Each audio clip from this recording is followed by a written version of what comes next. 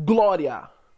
Bem-vindos, caros estudantes do curso superior do tecnólogo em gestão da tecnologia da informação, tá? E a quem mais esse vídeo atingir. Bom, meus caros, esta é a primeira parte, tá? Do assunto proporcionalidade, ok? Tá aqui, ó. Eu pego aqui meu pincel, peraí. Então, achei por bem dividir este tema, tá? Este tópico, a proporcionalidade em duas partes. A primeira hoje, tá? No dia 6/10, será postada hoje a vocês. E a segunda devo postar amanhã, inclusive isso um pouco antes ou depois do encontro de dúvidas que teremos amanhã, dia 7, que temos todas as quartas-feiras, né, a partir das 8h30 da noite. Então, vejam só.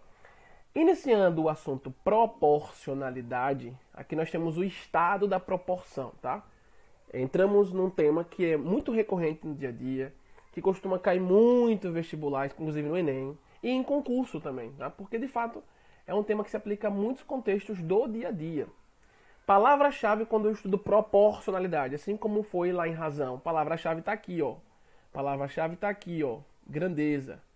Pessoal, só adiantando, esse material que eu estou utilizando aqui, tá? Trazido para o meu Paint para ministrar esta videoaula. Ele é um material de minha autoria, tá certo? Mais uma vez, publicado pelo Senai nos anos 2015 e 2016, ok? Então, falou em proporcionalidade, lembre de grandeza. E eu expliquei a vocês o que seria grandeza lá na videoaula sobre razão, tá? Aqui eu volto a comentar sobre esse termo, grandeza. Agora, antes de entrar na palavra grandeza, que é uma palavra-chave, quando a gente estuda proporcionalidade, devo aqui, de fato, tratar das origens, essencialmente falando, deste tema, proporcionalidade, tá? À luz da matemática. Bom, à luz da matemática, este tema, ele é, na verdade, essencialmente oriundo, tá? De conceitos envolvendo funções. E vocês me viram falar de funções, conforme a ementa do curso em matemática para informática. Vocês me viram falar de função, os conceitos iniciais de função, conceitos gerais, e entramos na função polinomial do primeiro grau. Lá na função polinomial do primeiro grau havia uma sequência de funções oriundas da expressão polinomial do primeiro grau ax mais b. Lembrando que o grau de uma expressão polinomial é o maior expoente entre as variáveis. A variável ali é x, na expressão algébrica, depois da f de x, né? Lembrando que f de x é o seu y, a imagem para cada x, domínio da função, e y, imagem para cada valor do domínio da função. E aí, ax mais b, quando a gente mexe naquelas constantes a e b, a que multiplica x, bzinho, uma constante mais afastada, que não tem x multiplicando, você viu que para a função ser polinomial do primeiro grau, o azinho que multiplica x deve ser não nulo, deve ser diferente de zero. Porque se ele for 0, 0 vezes x, x vai embora. Né? 0 a x, sobra só o bzinho lá. Não é mais função polinomial do primeiro grau. Seria função constante. Quando eu tenho só um número, f de x igual a só um número, função constante. E aí, dentre as opções que lá apareciam, na videoaula envolvendo função polinomial do primeiro grau, a gente tinha uma função que era a função identidade e a função linear. A identidade é aquela em que eu escrevo f de x igual ao próprio x, ou seja, é idêntico. Né? O domínio do qual f é aplicado, ele recai nele mesmo, x. Então, se eu faço f de 1, isso dá 1. Se eu faço f de 2, isso dá 2. Se eu faço f de 3, isso dá 3. f de π dá π. Então, aí eu tenho a identidade porque cada domínio terá uma imagem idêntica ao seu valor, tá? Um y idêntico ao seu valor. F de x igual a x, quando o azinho é 1, 1 vezes x, x, bzinho é nulo, lá na forma algébrica x mais b, eu tenho uma função de identidade. Mas houve uma outra que era a função linear, você vai lembrar. Que era aquela em que o bzinho é nulo, mas o azinho, aquela constante que multiplica x, vem como qualquer valor, tá? Positivo ou até negativo, mas que não seja 1, tá? E que trabalhe sempre com valores inteiros. Então, quando o azinho é inteiro, positivo ou negativo, exceto 1 e exceto 0, evidentemente, eu tenho um caso de função linear. Por exemplo, f de x igual a 2x, f de x igual a 3x, f de x igual a menos 4x. Menos 4 é um número inteiro também. Lembra de conjuntos numéricos, né? Lá atrás, como nós vimos durante o período presencial de aulas de matemática para informática. E aí é o seguinte, aquele tipo de função linear, que coisa linda, aquele tipo de função linear, meus caros, é exatamente os primórdios, aquilo define os primórdios da discussão sobre proporcionalidade, tá? Porque eu relaciono uma variável x, um domínio, sempre com o dobro dela, ou triplo, ou quádruplo, ou quíntuplo, ou até com a metade, se eu pensar em proporção, através de divisões exatas apenas nesse caso. Então, quando eu paro e penso assim, ó, f de x igual a 5x, isso estabelece uma proporcionalidade? Sim. Porque cada y que eu vou obter, quando f é aplicado a x, cada y vai ser o quíntuplo de x. F de x igual a 5x, eu tenho sempre um y que é o quíntuplo de x. Por exemplo, se eu fizer f de 1, vai ficar f de 1 igual a 5 vezes 1, que dá 5. Ou seja, a imagem de 1 como domínio, foi 5. Ou seja, o quíntuplo, tá, de 1. E é exatamente este, eu quero repetir, o ponto de partida na reflexão do assunto proporcionalidade, ok? Então, quando eu estou aqui tratando de grandeza, e aí como você viu lá na videoaula sobre razão, grandeza é todo objeto, todo elemento que eu posso quantificar, que eu posso atribuir a ele uma quantidade. Então, número de pessoas trabalhando numa obra, número de animais que ora estão pastando, ora estão no estábulo, número de candidatos por vaga para um concurso, número de alunos na sala de aula, número de professores no instituto. Sempre que eu tenho um termo como professores, alunos, tempo, animais, sempre que eu tenho uma palavra que pode ser quantificada, pode receber uma atribuição de número, em termos, claro, de variável quantitativa, eu tenho uma grandeza. Quando eu falo que 10 pedreiros desenvolvem uma calçada em linha reta de tantos metros em 5 horas. Horas é grandeza, pedreiros é grandeza, tá? O tamanho da calçada, quando eu falo calçada, que tem um tamanho, então calçada é grandeza. Essas palavras que recebem quantificação num contexto, elas são as grandezas, certo? E aí, conhecendo esse primórdio de proporcionalidade com a função linear, então, e função linear vocês viram na videoaula anterior, tá? Postada já no finalzinho da semana anterior, foi o dia 3, né? Isso mesmo. Dia 3 não, dia 2, sexta-feira, isso mesmo. Dia 2, sexta, sábado 3, domingo 4, segunda 5, isso mesmo. Lá no dia 2, quando eu postei uma sequência de links e um deles tratando sobre a função linear, entre outras, a função linear, que é um tipo de função polinomial do primeiro grau, você viu que eu tenho uma relação de multiplicidade comparando quantidades. Eu posso, então, aqui, com a grandeza, comparar quantidades por multiplicidade. Quantos pedreiros seriam necessários para construir uma calçada de 10 metros, por exemplo, tá? Em um plano regular, durante um período estabelecido. Um período que eu quero dizer assim, horário inicial, horário final. Eu precisaria, para cumprir aquele horário, precisaria de mais pedreiros trabalhando, menos pedreiros? E se chover na hora? E se não tiver cobertura protegendo o que vai bater na massa? Isso vai implicar em mais ou menos tempo. Então, estudar as possibilidades de comparação de quantidades, comparar quantidades que já começam em razão, agora cresce um pouquinho mais em termos de aspectos de aprofundamento do tema em proporcionalidade. Tá? Se lá você em razão comparava duas grandezas, aqui em proporcionalidade você pode comparar várias grandezas, muito mais do que duas simultaneamente. É neste assunto, por exemplo, que aparecem aquelas famosas regra de 3 simples, regra de 3 composta, lembram? O assunto em si não é regra de 3, é proporcionalidade, tá bem? Então, aqui eu quero abrir tal tema, depois desse preâmbulozinho, com um problema. Este problema aqui que eu deixo para vocês, logo inicialmente, é um exercício que eu deixo para vocês tentarem, tá? Quem quiser me entregar, pode entregar, quem não quiser não é obrigatório, é para vocês pensarem. Este exercício ele foi elaborado no século XVIII, especificamente em 1770, tá? Segunda metade do século XVIII, por um matemático que ficou conhecido como um grande matemático da história, um dos grandes, na verdade, e alguns o consideram como o grande matemático da história. Ele contribuiu muito para muita coisa que a gente usa até hoje, muitos símbolos matemáticos, como o símbolo do igual, por exemplo, tá? O nome dele é Leonhard Euler. Apesar de estar escrito aqui Euler, por sua origem mais suíça, tá? Sua origem suíça, a gente no âmbito matemático, a gente no meio da comunidade matemática, nós o chamamos por Euler. Tem até um número famoso envolvendo Euler, que aparece em função exponencial, que vocês não vão estudar função exponencial, tá? Em GTI, em matemática para informática, não nessa matéria, não entra na ementa, mas aquele Ezinho que aproximadamente vale 2,71 é o famoso número de Euler, que tem uma aplicação muito forte em modelagens de função exponencial, tá? E que tem aplicações, por exemplo, agora nesse momento de pandemia. O início de contágios pelo vírus se ajustava a uma função exponencial, isto é, uma função que demonstra um crescimento de uma das variáveis de forma explosiva conforme outra varie. Conforme o tempo varia, há um crescimento explosivo, função exponencial. Ok? E esse probleminha, pessoal, então foi elaborado por ele, tá? Como eu ia dizendo, e ele se encaixa perfeitamente aqui, ó, no que a gente vai estudar a partir de agora, em proporcionalidade. Então eu deixo para vocês pensem, vejam se vocês conseguem responder, fiquem à vontade, depois que assistirem toda a aula. Beleza? Então vamos lá.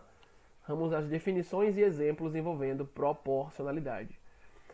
Primeira definição, como nós podemos definir proporcionalidade, tá?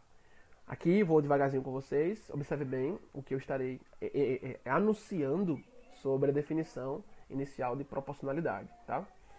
Primeiro, como eu já falei anteriormente, quando eu falo em proporcionalidade, eu tenho que lembrar de grandeza, assim como acontecia em razão. E aí, mais fortemente ainda do que razão, eu aqui em proporcionalidade estarei comparando grandezas. Agora, as comparações em proporcionalidade, elas serão maiores do que em razão. Tá? E se em razão eu comparava numa fração identificada como uma razão duas grandezas, aqui em proporcionalidade eu vou comparar mais do que duas. Tá? E aí, a gente caminha sempre com pares de grandezas aqui agora, associados a pares de grandezas. Tá certo? Então, vamos lá. Definição. Dizemos, pode acompanhar aqui comigo, tá? Dizemos que duas grandezas, Azinho e Bzinho, tá? Então, Azinho e Bzinho são o quê? São dois números, duas quantidades associadas a alguma palavra. Tipo, Azinho pode ser o tempo que eu estou medindo e Bzinho, o número de pessoas executando uma tarefa do qual eu meço o tempo que elas executam, por exemplo, tá certo? Bem simples. São proporcionais, tá? Onde entra aí a palavra proporcionalidade, se ocorre uma correspondência entre a quantidade Azinho e Bzinho. Por exemplo, no caso que eu falei aqui, se Azinho for tempo medido e Bzinho o número de pessoas executando a tarefa. Se eu mantenho a mesma tarefa e eu dobro o número de pessoas trabalhando na tarefa, o que aconteceria com o tempo? Tá? Se essas pessoas que vão entrar agora, dobrando o número delas, tem um ritmo que é idêntico a das anteriores. Né? Então, aí o tempo cai pela metade. Por que eu falo que o ritmo dessas pessoas novas o ritmo seria idêntico? Porque eu posso dobrar o número de pessoas, mas se eu tenho 5 e agora eu tenho 10, essas outras 5 que vão vir, não necessariamente elas podem ajudar. Porque elas podem ser mais devagar, podem ser iniciantes na tarefa, dado um contexto de empresa, entende? Então, essas nuances em proporcionalidade eu tenho que estar bem claro sobre elas e como mantê-las ou desmantê-las.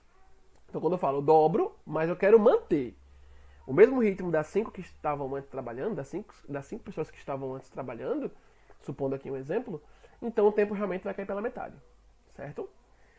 Então, isso é uma correspondência, tá? Eu vejo que mexer em B afeta A. Ou mexer em A afetaria B. Bom, se eu quero aumentar o tempo de execução da tarefa, se eu quero aumentar o tempo de execução da tarefa, as pessoas que estão trabalhando podem trabalhar mais devagar.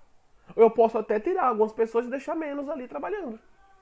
Então, quando eu tenho duas grandezas inicialmente, e é possível estabelecer uma correspondência entre elas, isto é possível verificar entre elas que se eu mexer numa quantidade de uma, isso afeta a outra. Então, eu tenho aqui uma correlação. Gente, isso aqui é exatamente uma ideia de função. Tá? Perceba que é uma ideia de correlação entre variáveis que representam números associados a uma palavra que indica quantidade, ou a palavras que indicam quantidade, portanto, grandezas. Tá? Toda palavra que pode ser quantificada, idade é uma grandeza, por exemplo. Tá? Então, vamos lá.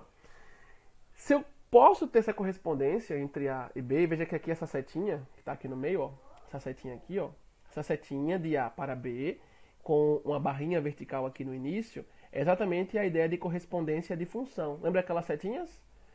De um valor para o outro, como vocês viram lá em função via diagramas, tá? A setinha que indica a correspondência, que a função leva um valor do domínio no contradomínio, que lá está, portanto, sua imagem, mesma ideia, tá? Então tem aqui a correspondência, a gente escreve correspondência em matemática com esse símbolo, tá? Setinha de um valor para o outro, com a barrinha vertical no início da setinha. Isso aqui é um símbolo matemático, não é invenção não, tá? Isso aqui está nos livros, está na história da matemática. Então, falar em correspondência é escrever esse símbolo. Então, dizer que A corresponde a B. Ou que há uma correspondência entre A e B. Associando-se para cada valor de A, um outro valor bem definido em B. Bem definido por quê? É exatamente naquela parte que eu te falei, das nuances. Porque se, por exemplo, eu quero diminuir o tempo, se Azinho fosse tempo num contexto, eu quero diminuir ele pela metade, isso implica em dobrar a quantidade de pessoas, se Bzinho for a quantidade de pessoas num contexto, num exemplo, trabalhando, implica, tá certo.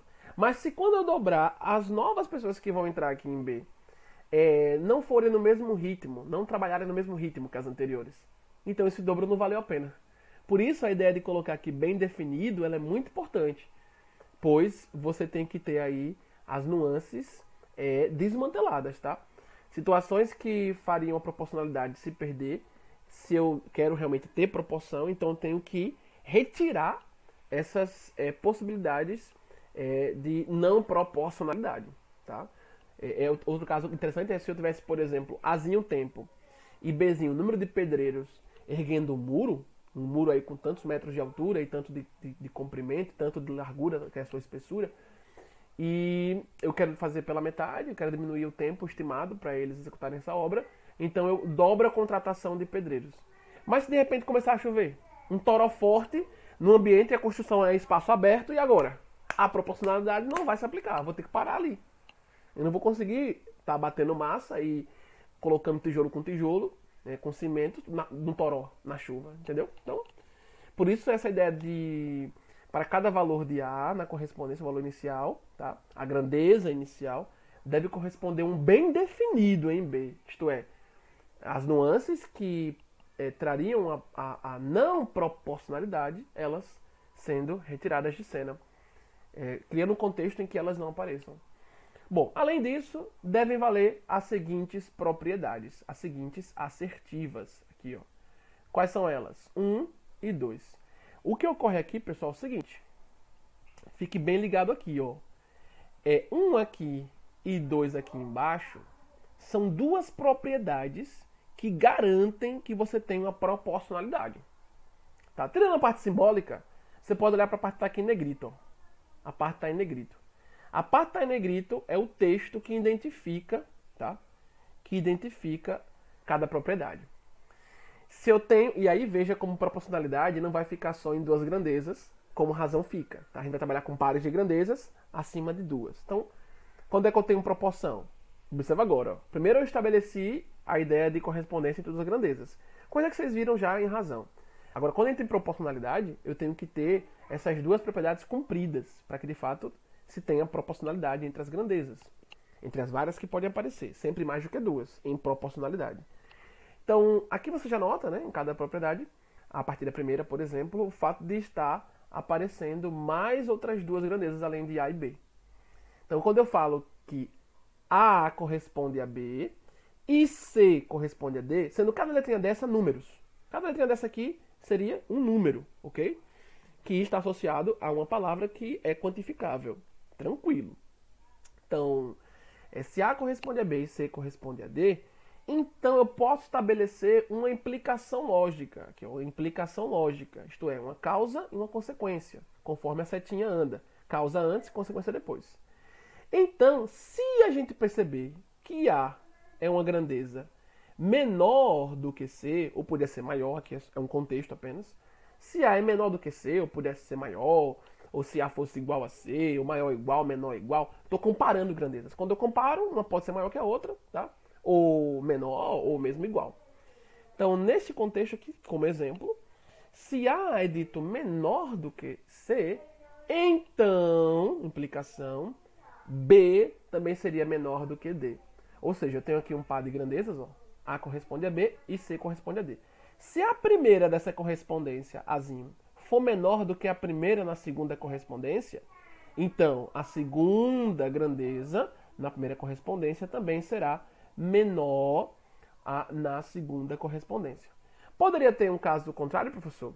Poderia ter assim, por exemplo, ó, primeira grandeza na primeira correspondência menor do que a primeira grandeza na segunda correspondência. Em contrapartida, a segunda grandeza na primeira correspondência fosse maior do que a segunda grandeza na segunda correspondência. Sim, isso poderia acontecer, tá? Aqui é um contexto para você ver uma possibilidade dessa você retirar outras. Como vou explicar aqui agora na parte negrito. E veja que interessante, ó. Se eu tenho duas correspondências, então eu tenho 4 grandezas, 2 correspondências, cada correspondência é um par de grandezas. Se eu tenho essas 2 correspondências, então eu tenho uma outra implicação, tá? A implicação de que se uma primeira grandeza for menor do que uma primeira grandeza em outra comparação, então a segunda grandeza também será menor a uma segunda grandeza em uma segunda correspondência, em uma segunda comparação. Colocando em palavras, tá? Eu coloquei aqui em outras palavras, tá? O quanto maior for A ou o quanto menor for A, isso acarretará uma correspondência em B, o que de fato também acontecerá entre C e D. Então aqui no contexto eu ponho assim, ó, o quanto maior for A, maior será B. Mas o quanto menor fosse A, menor será B. Essa correspondência de que se um aumenta, o outro aumenta, ou um diminui, o outro diminui, é o que mais pra frente a gente vai ver que são grandezas diretamente proporcionais. Quando um aumenta, quando uma grandeza aumenta, que A, por exemplo, e uma outra diminui, então elas estão indo para caminhos contrários, né? O fato de um aumentar implica outra diminuir. Como a questão que eu falei aqui, a relação entre tempo e pessoas trabalhando, né, numa tarefa. Se tempo cai pela metade, mantendo pessoas trabalhando no mesmo ritmo, eu tenho que dobrar, né? Se o tempo for mais prolongado, se eu dobro a quantidade de tempo, então tenho mais tempo, posso ter menos pessoas trabalhando, pela metade, se cada uma está no mesmo ritmo de tarefa. Então o fato de uma grandeza aumentar, a outra diminuir, e vice-versa, aí é o caso de grandezas inversamente proporcionais. Mas se uma aumenta, a outra aumenta, se uma diminui, a outra diminui, diretamente proporcionais. Beleza? Então tá aí os comentários na primeira propriedade que me identificam um caso de proporcionalidade quando eu tenho, no mínimo, 4 grandezas. Tá? A, B e C, D. A, B e C, D. Beleza, segunda propriedade. Tem uma correspondência de A em B. Se essa correspondência implica em que eu pegue um P, olha só, peguei um P, que é um número natural. Aqui nós temos a simbologia matemática que diz, para todo, esse Azinho, ao contrário, esse V, cortado aqui ao meio, ele se lê para todo. Para todo, P pertencente a N. N, números naturais. Então, P aqui é qualquer número natural, tá? E aqui natural considerando a partir do zero. Veja que eu não tenho um asterisco aqui no expoente de N. Então, se eu tenho a correspondência de A em B, e eu pego esse Pzinho e multiplico o A, isso implica que se eu multiplicar o A, já que eu tenho correspondência, essa multiplicação, ela impacta também a outra grandeza, que é Bzinho. Tá? Então, numa correspondência de A para B, isto é, numa correlação entre grandezas A e B, quantidades comparáveis, se nós aplicarmos um fator de proporcionalidade, um fator de multiplicação, P multiplicando A, isso implicará que esse P também virá multiplicando B. É o que você vê aqui, ó. Ok? Então, se eu tenho correspondência, aplico P em A, multiplicando, para manter, mantendo a correspondência, esse P também teria que vir multiplicando o Bzinho. Ok? Show de bola. Senão perderia aqui a correspondência. Ok? Em outras palavras, a gente escreve aqui, ó, um múltiplo de A. Por que múltiplo de A? Porque P aparece multiplicando A. Se A fosse, por exemplo, 2 e P for 3, 3 vezes 2, 6. E 6 é um múltiplo de 2. Porque 6 é obtido a partir de um produto com 2. Tá? Então, um múltiplo de A também será o mesmo múltiplo de B. Show de bola. É o que está aqui. P vezes A, correspondente a P vezes B. Obviamente, porque se A e B já vinham na correspondência, e eu aplico um produto de um lado, eu aplico também do outro. E aí eu mantenho essa correspondência. Beleza? Então, estas duas propriedades, elas se aplicam quando eu tenho um contexto de proporcionalidade. Tá? E cálculos envolvendo proporcionalidade sempre estarão munidos dessas características. Ok? Exemplos de proporcionalidade no nosso dia a dia, inclusive nas ciências, né? Item A, olha esse exemplo. A massa de um corpo com aceleração constante, ok? Em nosso planeta é proporcional à sua força. Este A aqui, como artigo, ele está antes de sua, que é um pronome possessivo. Claro que esse A também figura como uma preposição, né? Proporcional à sua força. Ele figura esse A como preposição e como artigo definido. Mas aqui, rapidinho, uma revisão de gramática, tá? Mas como ele está antes de um pronome possessivo, o uso da crase é facultativo. Fica aí revisão para concurso! Sempre que você tiver um caso de acento grave, portanto crase, em um A, anterior a um pronome possessivo, você pode usar o acento grave, tá? Que indica crase, tá? O agudo ao contrário. Ou não, aqui nesse caso, caso de crase antes de pronome possessivo, é um caso facultativo, tá? Então, voltando para a parte da matemática, olha só, vou repetir. A massa de um corpo com aceleração constante, lembre que no nosso planeta a aceleração de um corpo a partir do efeito gravitacional, isto é, a aceleração da gravidade é de 10 metros por segundo ao quadrado, só lembrando a parte de física, em nosso planeta é proporcional à sua força. Isso quer dizer o quê? Quanto maior for a massa de um corpo, maior é a força, tá, que esse corpo exerce sobre um outro corpo. Né? Aí uma situação que a gente pode olhar para isso daqui é a seguinte, uma situação que a gente pode exemplificar. Se eu moro em um edifício, tá? Eu moro realmente em um edifício aqui em Aracaju, num condomínio. Suponha que eu vá até minha janela, eu moro no último andar, é verdade isso, eu moro no último andar, e eu vou fazer um experimento. Eu vou lançar de uma mesma altura uma bola de boliche e uma bola de gude. Uma bola de gude que tem um diâmetro bem menor, coloca aí um diâmetro de umas 50 vezes menor do que a bola de boliche. Vou soltar as duas à mesma altura e vou impactar o solo. Pou! Então a massa de um corpo realmente é proporcional à sua força. Lembrando que falar que é proporcional é o mesmo que dizer que é diretamente proporcional, tá? Se fosse um caso inverso, eu teria que dizer inversamente proporcional. No item B, o volume de uma quantidade de um líquido homogêneo, fique claro, mistura única, é proporcional ao seu peso. De fato, 1 metro cúbico é como nós medimos volume. Unidade de medida elevada a 3. 1 metro cúbico, uma caixa d'água, por exemplo, que tem 1 metro cúbico, nela eu tenho qual capacidade de líquido? Como a água, por exemplo. Eu tenho 1000 litros de capacidade. A cada metro cúbico, 1000 litros de capacidade de um líquido homogêneo. E aí, veja só. Se eu tenho 1 metro cúbico representando uma capacidade em litros de 1000 litros, se eu tiver agora 3 metros cúbicos, 3000 litros. O que está mais pesado? 1000 litros ou 3000 litros? Lembre que peso em física é massa vezes gravidade. E se a gente for tentar levantar, por exemplo, pensa aí comigo, vou pegar um exemplo, a centésima parte de 1 metro cúbico. Como 1 metro cúbico tem 1000 litros, a centésima parte de 1000 litros é pegar 1000 e dividir por 100. Então eu tenho 10 litros. 1000 dividido por 100, 10. Se eu for levantar um balde de 10 litros... Tô indo, filha. Se eu for levantar um balde de 10... Viu, obrigado, filha. Minha filha aqui disse que fez xixi, minha filha pequenininha. A irmã levou ela pra fazer aqui no sanitário. Voltando pra cá. Se eu for levantar um balde com 10 litros de um certo líquido, de água, por exemplo, e depois for tentar levantar um balde com o dobro, com 20 litros, tá? Peguei 1 metro cúbico, que vale 1000 litros, dividi por 100, peguei a centésima parte, já peguei 1% de 1000, tá? 1% de 1000 dá 10. E depois peguei o dobro de 10 litros, ok? Então peguei aí, nesse caso, 2%, né? Depois eu peguei 2% de 1 metro cúbico, logo 2% de 1000 litros. 1000 por 100, 10 vezes 2, 20.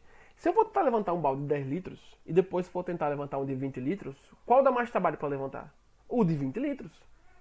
Por quê? O efeito da gravidade sobre aquele balde acaba sendo mais intenso com respeito à necessidade dele estar preso ao solo com efeito gravitacional.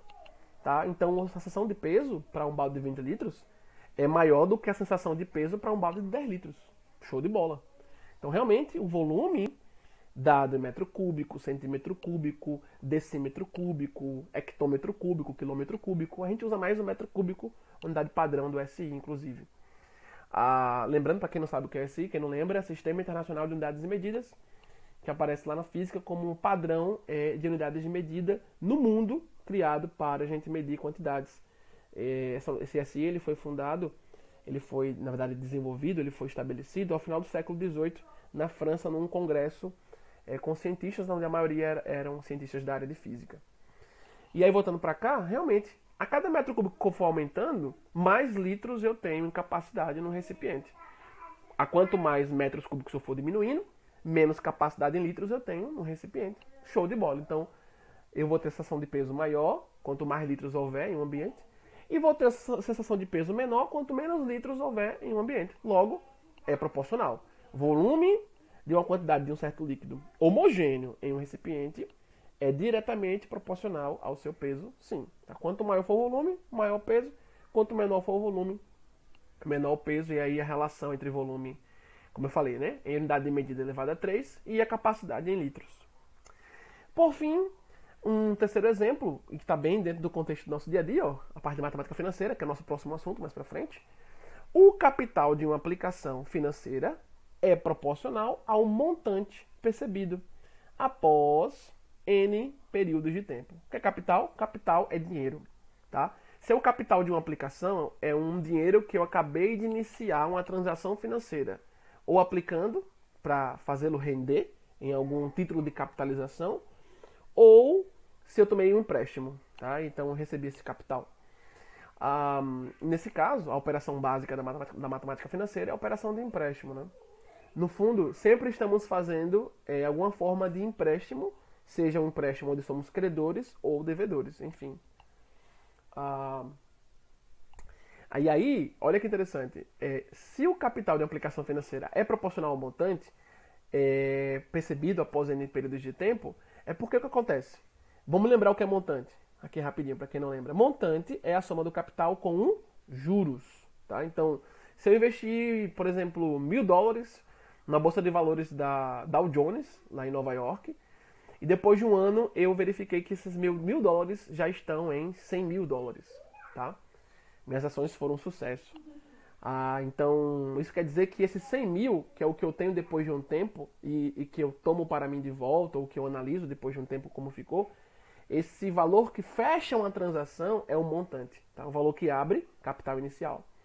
O montante é o capital inicial, o que foi colocado inicialmente no investimento, mais todos os juros, então todos os rendimentos que foram juros sobre esse valor que fechou a transação. Tá? Mesma coisa no empréstimo. Se eu tomei emprestado do banco 5 mil reais e vou pagar em 3 anos, e eu percebo que depois de 3 anos eu paguei ao banco 20 mil. Então eu paguei os 5 que eu peguei emprestado, mais 15, que foram os 15 mil de juros sobre esses 5 mil ao longo dos 3 anos. Tá? E não se espante por esse juros ser tão alto. Lembre que as capitalizações são compostas. São compostas. Banco não trabalha com juros simples. Tá? Banco só trabalha com juro composto. E quando eu for explicar matemática financeira mais pra frente, vocês vão ver porque juro composto é o que deve ser feito. O juro composto é o que deve ser feito, não o simples. O que tem lógica é o composto no dia a dia. Quando chegar a hora eu vou explicar por quê. Então, de fato, se eu aplico mais num título de capitalização, e esse título permanece no mesmo ritmo de crescimento, eu vou ter um montante final maior. Se eu aplico menos, ou seja, vai render sobre um valor menor, proporcionalmente falando, eu vou ter um montante menor. Né? Quem investiu mais e a coisa funcionou bem até o final do meu investimento, quando eu pego o saco montante, terá mais montante. E quem investiu menos, se tudo correu bem como o outro, no final vai também ter como sacar mais. Mas vai ser menos do que investiu mais, né? Evidentemente. Então, essa é a ideia. Se eu tomei emprestado 5 mil e vou pagar em um ano, por exemplo, ao banco, eu pago mais juros do que quem pegou 1.000 emprestado. Percebe? Então, se eu pego um valor menor de empréstimo, menor a quantidade de juros que eu pago. Porque os juros é proporcional ao que eu peguei emprestado. Por isso ele fala isso aqui, tá? Aqui é um caso de proporcionalidade direta também. O capital que inicia uma transação, ele é proporcional ao montante, que é o capital que finaliza a transação, após N períodos. Lembre que montante é capital mais o juros. Então, quanto mais eu invisto, se o investimento só render para mim, não tiver nenhuma perda, então mais retorno final eu vou ter. Quanto menos eu invisto, o investimento segue sem perdas, só crescendo, no final eu vou ter mais rendimento, mas vai ser menos do que quem investiu mais, evidentemente. O mesmo funciona quando eu tenho um caso de empréstimo, tá? Quanto mais eu devo, mais juros ocorrem naquele valor, porque é proporcional ao quanto eu devo. Quanto menos eu devo, menos juros, em termos de valor alto, eu tenho naquele valor, tá? Os juros vai correr igual para todo mundo, mas, por exemplo, uma taxa de juros de 3% que é aplicada em 1.000, me dá uma resposta que é maior do que 3% aplicado em 100. Tá? Então, de fato, eu tenho uma proporção aí direta. Mais juros paga quem mais deve e menos juros paga quem menos deve. Não porque a taxa varia. A taxa pode ser a mesma. É porque 3% de 100 é bem menos do que 3%, tá, de 1.000. Se eu fizer 3% de 1.000, 1.000 dividido por 100, isso dá 10. E aí 3 vezes 10, 30. 3% de 1.000, 30. E 3% de 100? Se eu fizer 1% de 100, é 100 por 100, isso dá 1 vezes 3, 3. 3% de 100 é só o 3. Mas 3% de 1.000 dá 30. Então 30 vezes mais, tá? Logo, quem mais deve tem juros, efeitos de juros maiores sobre o seu valor de dívida do que quem menos deve, evidentemente. Então, proporção direta, né? Se algo vai para mais, o outro vai para mais também. Se algo vai para menos, o outro vai para menos também. Proporção direta. Ok, gente? Então, por isso ele fala aqui, ó, repetindo, tá? O capital de uma aplicação financeira é proporcional ao montante percebido, isto é, alcançado, atingido, após N períodos de tempo. Show de bola! E aí, aqui finalizando nossa primeira parte, tá? De proporcionalidade, chegamos ao tópico grandezas direta e inversamente proporcionais, que a gente já vinha comentando agora com os exemplos, né? Mas, de fato, escrevendo matematicamente, fique muito atento a esta parte. Muito atento, que aqui começam as escritas matemáticas com simbologia mais fortes e para cálculo, que vai trazer grandes efeitos para a gente na hora de atacar os problemas, tá? Então, vamos lá. Dizemos que a grandeza x é diretamente proporcional a y, se somente se, isto é, uma dupla implicação, relação de causa e efeito. Se eu posso pegar a primeira grandeza, lembra que x aqui vai representar um número, y também, associados a uma grandeza, isto é, uma palavra que pode ser quantificada. Então, se x é dito diretamente proporcional a y, eu posso escrever x em função de y. Escrever em função é escrever como um cara igual ao outro, tá? Então, se eu tenho x dado como diretamente proporcional a y, deixa eu fazer uma setinha mais bonita aqui. Então, eu posso vir e escrever x igual a y, com um detalhe, colocando um k multiplicando y, sendo esse k qualquer valor real, para todo k que pertence aos reais. X igual a k vezes y está me dizendo que x pode ser obtido a partir de y, e vice-versa, y pode ser obtido a partir de x, com um k que é a constante de proporcionalidade. Então, dizer que x é diretamente proporcional a y, dizer que eu posso pegar x, como está aqui, está vendo? E escrevê-lo igual a k vezes y. Tá? Isso é o mesmo que se eu passar y para o primeiro membro, como ele está multiplicando, ele vai dividindo. Então, eliminando y dos dois lados, né, da igualdade, ficaria com x sobre y igual a k, como você vê aqui, ó. Ok? Aqui, ó. Ok? Então, dizer que x é diretamente proporcional a y, dizer que eu posso escrever x igual a k vezes y. Quem é esse k? Uma constante de proporcionalidade. Mais pra frente você vai ver como ela aparece pra gente. E que é o mesmo que escrever, portanto, x sobre y, tá? Uma fração, uma razão direta, x sobre y, resultando neste k, que é a constante de proporcionalidade. Por exemplo, se eu tenho x como 2, pensa comigo, x é 2, y é 1. Quem é meu k? 2. Então, x dá 2, e x sendo 2, ele é obtido de um k que foi 2 multiplicando y1. 2 vezes 1, 2. Tá? Esse é um exemplozinho com números para vocês perceberem. No aspecto fracionário, 2 sobre 1k igual a 2. Tá? Agora, quando a gente fala que x é inversamente proporcional a y, isso vai acontecer se somente se, ou seja, uma dupla implicação. Então, o que vem antes é causa, o que vem depois é consequência. E o que está depois também é causa, para a consequência anterior. É uma relação aí bionívoca, como a gente chama. Então, x é inversamente proporcional a y. Beleza, posso fazer o quê? Posso escrever x em função de y. Então, x igual a y, com um k multiplicando esse y. Só que como é inversamente proporcional, então eu olho para o que eu tinha antes, no caso direto, olho para o que eu tinha antes no caso direto e inverto. Então, se no caso direto é x igual a k vezes y, no caso inverso vai ser o quê? Eu vou ter que inverter x ou y aí na história. Então, como eu começo escrevendo x em função de y, na ordem daqui da leitura, x é inversamente proporcional a y, então eu escreveria x igual a k, que multiplica o inverso de y. O inverso como? O inverso da grandeza. Se a grandeza é y, qual é o inverso dela? É inverter fracionariamente. Y pode ser dado como fração? Sim, olha para aqui em cima agora, ó, no canto aqui que eu estou escrevendo. No canto direito aqui, ó. Y pode ser escrito como fração, basta colocar 1 embaixo dele. Porque perceba que y sobre 1 é o mesmo que y. E se eu inverter aqui na fração, 1 vai para cima, y vem para baixo. Tá? Mesma coisa x, eu poderia ter x como fração? Sim, é só colocar 1 embaixo dele. Tá? Porque x dividido por 1 é o próprio x. Sempre todo número pode ser escrito como fração. Basta dividir por 1. Escrevê-lo sobre 1. Tá? Então, por isso 1 aparece aqui em cima quando eu inverti. Então, dizer que x é inversamente proporcional a y, dizer que eu posso escrever x igual a uma constante k, que pertence aos reais, constante de proporcionalidade, tá? Vezes o inverso fracionário de y. Então, x igual a k, que multiplica 1 sobre y, é dizer que x e y são inversamente proporcionais. E isolando o k, para deixar a constante sozinha, outra forma de escrever, seria então dizer que x está para 1 sobre y. Quando x está sobre y, x está para y diretamente, então x e y são diretamente proporcionais. Mas se x está para 1 sobre y, x está para o inverso de y.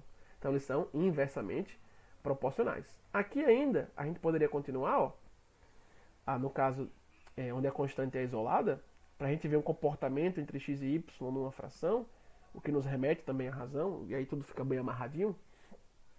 Aqui nós poderíamos ter ainda a escrita x que multiplica y. Por que isso é verdade? Pensa comigo. É só eu aqui vir e manipular minha fração ali, ó, x sobre a 1 sobre y. Perceba que a gente multiplica extremos por meios. Quando eu tenho divisão de frações, ó, aqui tem x sobre 1 sobre y. Embaixo de x aqui eu poderia e sempre posso ter 1, tá? X por 1 dá o próprio x. Então seria os extremos x vezes y no numerador da fração final e 1 vezes 1 aqui embaixo no denominador. 1 vezes 1 e eu chego na minha fração após dividir frações. Só que escrever aqui embaixo 1 vezes 1 é o mesmo que 1. E x vezes y dividido por 1 é o próprio x vezes y. Então, posso escrever apenas x vezes y, depois que eu manipulo esta fração. Lembre quando eu tenho divisão de frações, vou botar aqui para vocês lembrarem, se eu tivesse um a sobre b, tudo isso dividido por um c sobre d, como é que eu saio daqui? Como é que eu simplifico essa situação? Multiplico os extremos por meios. Lembre isso aqui lá da quinta série, tá? Divisão entre frações. Que é o mesmo que você conservar a primeira fração do numerador e multiplicar pelo inverso da segunda. Se você fosse dividir a fração de cima, achar um número, dividir a fração de baixo, achar um número, dividir tudo no final, tu vê que dá a mesma coisa depois que a gente termina, tá? Então é uma propriedade muito boa para você simplificar frações. Tem uma fração que divide outra fração, multiplicou os extremos, põe em cima na resposta, no numerador, multiplicou os meios, põe embaixo, tá? Na resposta depois que dividiu. Por que a ideia aqui seriam extremos? Como é que eu leio isso aqui, ó? A sobre B, tudo isso também sobre C sobre D. Eu leio o primeiro A e leio por último D, ou seja, estão nos extremos, são as extremidades. Primeiro que eu li e o último que eu li. E B e C são os caras que eu leio no meio, né? São os caras que ficam no meio da minha fala. Por isso a gente chama de meios. Tá? Então, note que quando x e y, por fim, isso aqui é bem importante vocês verem, porque em exercício vai ajudar muito essa minha dedução que eu fiz aqui para vocês, ó, a partir do que nós temos como conceito. Se x e y são inversamente proporcionais, então posso escrever x igual a k, constante de proporcionalidade, vezes o inverso fracionário de y. Tá? Então, x igual a k vezes 1 sobre y. Que é o mesmo que, se eu isolar k, ter x sobre 1 sobre y, e aqui simplificando a fração, multiplicando extremos por meios, escrever x sobre 1 sobre y é o mesmo que escrever x vezes y apenas. Então, quando x e y são inversamente proporcionais, eles, quando multiplicados, resultam na constante de proporcionalidade. tá? E quando eu tenho eles divididos diretamente, resultam na constante, e esse caso é o caso de diretamente proporcionais, quando eles são. Então, x e y é diretamente proporcional um ao outro, eu posso escrever x sobre y, que já dá k. E quando eles forem inversamente proporcionais? Bom, se diretamente eles aparecem dividindo, um pelo outro diretamente, e inversamente, qual é o inverso de dividir? Multiplicar. Então, inversamente eles apareceriam aqui multiplicados um pelo outro, tá? Porque provém de uma divisão de uma grandeza pelo inverso da outra. Então, tranquilo. Multiplicou duas grandezas, isso deu k, constante de proporcionalidade. Essas grandezas são inversamente proporcionais. Dividiu as grandezas diretamente e deu k, elas são diretamente proporcionais, tá? Então, se k aqui fosse, por exemplo, pra gente 1, x sendo 2 e y sendo 1 sobre 2, eu faria 2 vezes 1 sobre 2, que daria 2 sobre 2 e dá 1, perfeitamente, ok? E aí, finalizando nessa primeira parte da nossa videoaula, essa parte é muito importante, gente, de grandezas diretamente e inversamente proporcionais, tá? Se precisarem, voltem, revejam minha explicação toda bonitinha, tá? E aí, só para antes de finalizar com o teorema, a gente costuma abreviar quando as grandezas são diretamente proporcionais. Esse caso aqui, por exemplo, de cima, quando elas são diretamente proporcionais, a gente costuma escrever GDP. Quando vai resolver uma questão, vai explicar alguma coisa, vai falar, as grandezas são como? São GDP, grandezas diretamente proporcionais. Já aqui embaixo, a gente usa, é bem comum usar a sigla GIP, grandezas inversamente proporcionais, ok? Grandezas inversamente proporcionais, GIP, grandezas diretamente proporcionais, GDP. Então, vindo aqui agora para o fim, teorema. Esse teorema, pessoal, lembrando que o termo teorema surge em matemática e é uma teoria forte, tá? Não é simplesmente uma teoria. Falar em teorema é dizer que aquela teoria ela é fixa e eterna. Uma vez o teorema provado, tá? Uma vez comprovado matematicamente, uma afirmação lógica, uma proposição lógica comprovada matematicamente, vira um teorema. Começa com conjectura, e da conjectura, se aquilo for provado, então vira um teorema. E o teorema é uma proposição lógica. Se é provado, aquilo permanece para sempre. Matemática é uma ciência eterna. Isso é interessante, né? Uma ciência totalmente exata e que, inclusive, está muito presente na natureza. Há muita coisa exata na natureza. Há muitos elementos que são exatos na natureza, precisos. Macho, fêmea, fauna, flora, dia, noite, o ecossistema, como ele funciona, tudo é muito preciso, muito exato em muitos aspectos, tá? Então, vamos lá. Teorema. Se x é diretamente proporcional a y, e por sua vez aqui, y igualmente o é a z, então podemos concluir que x é proporcional a z. Vamos provar? Bora provar. Que tipo de prova é essa? Que tipo de prova matemática? Aqui eu vou fazer uma demonstração. É uma prova de implicação. Eu vou provar uma implicação. Porque se eu tenho um se então eu tenho uma relação de hipótese e tese. Deixa eu fazer uma setinha mais bonita aqui, peraí.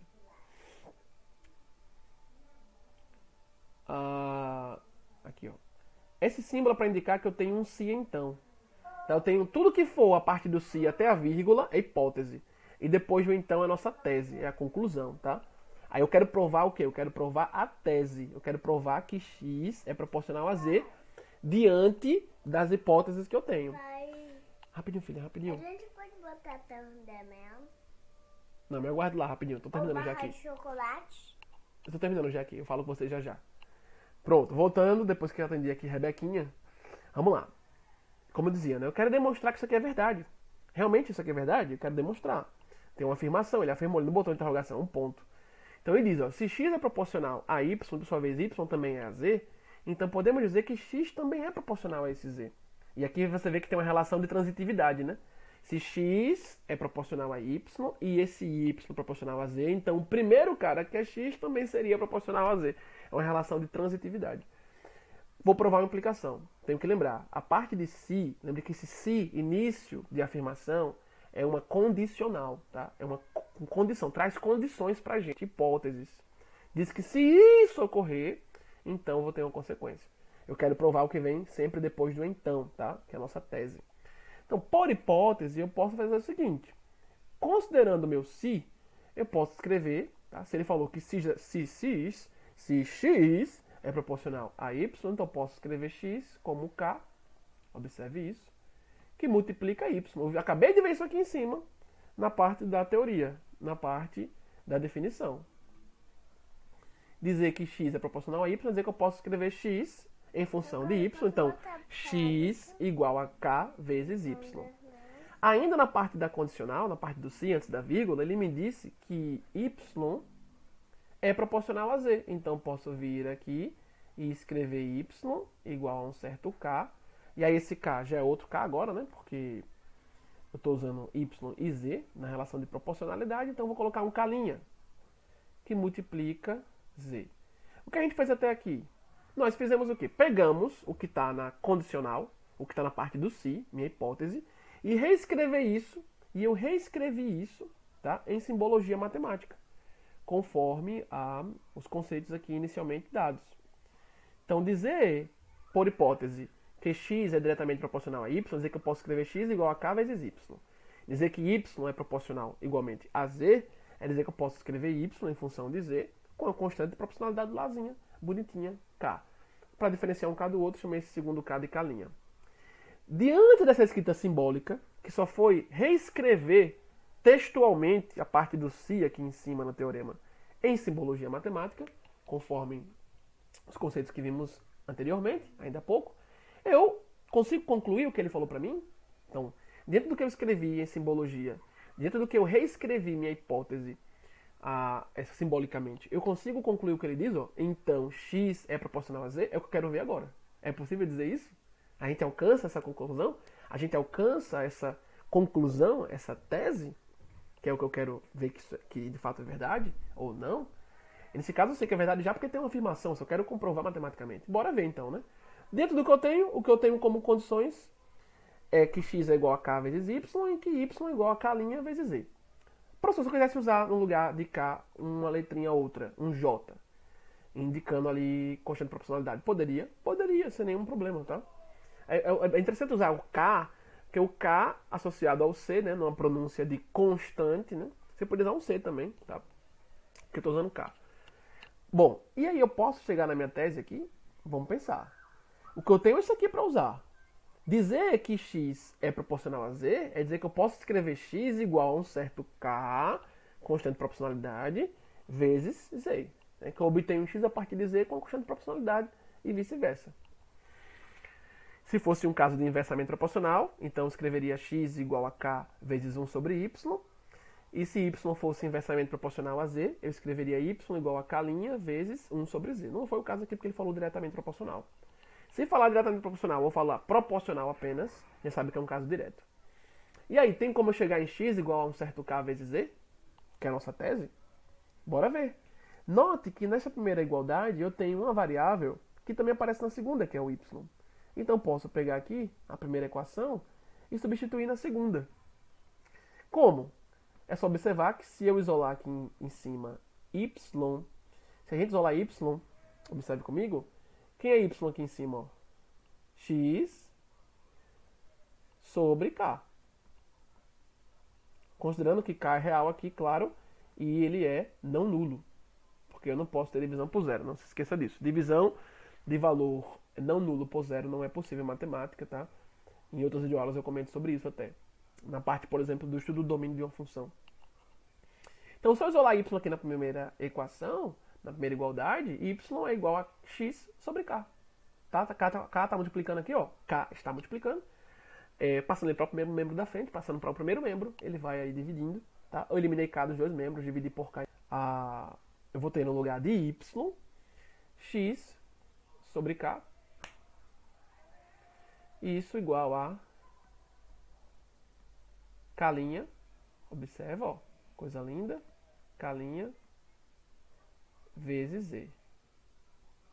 Continuando, eu consigo aqui agora deixar x isolado, vai observando comigo, aqui embaixo, ó, x, eu posso escrevê-lo, k vem dividindo o x aqui, mandando para o outro membro, vai multiplicando, mandando para o outro membro, vai multiplicando, então ficaria com k vezes k'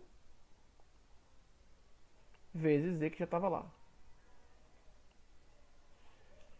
Pergunta. Aqui eu já começo a ver que x ele foi realmente concluído como diretamente proporcional a z. Começa a ver isso? Começa a ver isso. Eu tenho x em função de z com constante de proporcionalidade multiplicando z. Tenho, porque veja, se K é uma constante de proporcionalidade e K' também é, uma constante vezes outra constante é uma constante ainda. Se eu pegar 2 vezes 3, dá 6, que ainda é um número, que é uma constante. Então, x, observe, eu posso vir aqui, por fim, e escrever o seguinte, ó. Quem é K vezes K'? É uma constante qualquer outra, eu vou chamar de C. Vai dar uma constante. Eu sei que vai dar uma constante. Constante vezes constante dá uma constante. Eu acho que já acabou. Então, ao fim, eu conseguiria chegar em x igual a C, uma constante real qualquer aqui, vezes Z. Tá lembrando que essas constantes aqui pra gente, elas não poderão ser zero, porque eu tenho uma divisão aqui de x por k, não posso ter divisão por zero. Não esqueçam disso. Divisão de um cara não nulo por zero não tem como. Eu expliquei isso em videoaulas anteriores. Não é possível fazer isso em matemática, nem pelo sentido da própria divisão, e nem se eu for dividir montando algoritmo da divisão. Então, meus caros, a gente concluiu aqui a demonstração. Ó. Esse tipo de demonstração é uma demonstração direta. Existem vários tipos de demonstração. Demonstração direta, indireta, por absurdo. Mais pra frente, neste curso, eu vou falar sobre isso pra vocês. Eu vou falar sobre técnicas de demonstração, certo? Aqui, por que a gente chama essa demonstração de uma demonstração direta? Por quê? Eu peguei a parte da hipótese, tudo que é condicional, tudo que são as condições até a vírgula, o se, condicional, se início de frase, tem aí uma conjunção condicional, tá? No lado de gramática. Então eu escrevi minhas hipóteses, foram duas aqui, minha grande hipótese dividida em duas, e reescrevi cada uma em simbologia matemática, conforme o que quer dizer. O que quer dizer x diretamente proporcional a y? Escrevi. O que quer dizer y igualmente diretamente proporcional a z? Escrevi. E aí, diante do que eu tinha escrito, eu fui deduzindo a relação entre as igualdades até atingir a tese. Então, essa prova é um tipo de prova direta, que eu parti das hipóteses, ou da grande hipótese, e cheguei à tese, tá? O que vem depois do então. Teria outras formas de provar isso aqui? Sim, tem a demonstração por absurdo, que eu vou explicar mais pra frente pra vocês quando chegar a hora. Tem a demonstração indireta, tem a contrapositiva, enfim, vocês vão ver isso mais pra frente quando chegarmos na parte de lógica, matemática. É o nosso último assunto, tá? Mas aqui essa demonstração fica muito fácil, né? Você partir do que você tinha de condições, analisando as condições que você tinha, o que é que eu percebi? Que eu tenho y em cada uma das igualdades. Então, isolou y em uma das igualdades, substituiu embaixo, que é o mesmo y. E quando eu fiz isso, x, veja como a sacada é interessante. X e z já começam a aparecer numa mesma igualdade. Que é o que eu precisaria ver se isso aconteceria realmente. Já que ele falou que x é proporcional a z. E dizer isso é dizer que eu posso escrever x igual a um k vezes o z, tá? Então, de fato, quando a gente isola y, que é a variável que aparece em ambas as equações, em ambas as igualdades, isola em uma, substitui na outra, é o mesmo y, a gente consegue uma escrita de x em função de z. E cai certinho em x, diretamente proporcional a z, quando eu tenho x igual a uma constante de proporcionalidade vezes z. Por que eu sei que c é constante de proporcionalidade? Porque veio de uma multiplicação de constantes de proporcionalidade, k e k'. Tá? E quando eu multiplico a constante por outra constante, isso dá uma constante. Recorde-se, ok? Então tá aí, meus caros, essa demonstração para vocês finalizando nossa aula. Então, nesta aula, o único exercício que eu deixei, logo no início eu deixei ele para vocês, tá? Então, dentro do que vocês me viram aqui explicar, todos os passos que eu dei aqui para vocês, e discuti, argumentei, problematizei, exemplifiquei, tudo que vocês viram te dará, tá? Tudo que vocês viram aqui lhes dará condições de tentar responder esse exercíciozinho. E aí, veja que interessante, vocês vão estar tentando responder um exercício histórico, né? Enunciado, elaborado e publicado no século XVIII por Leonhard Euler. E até a próxima!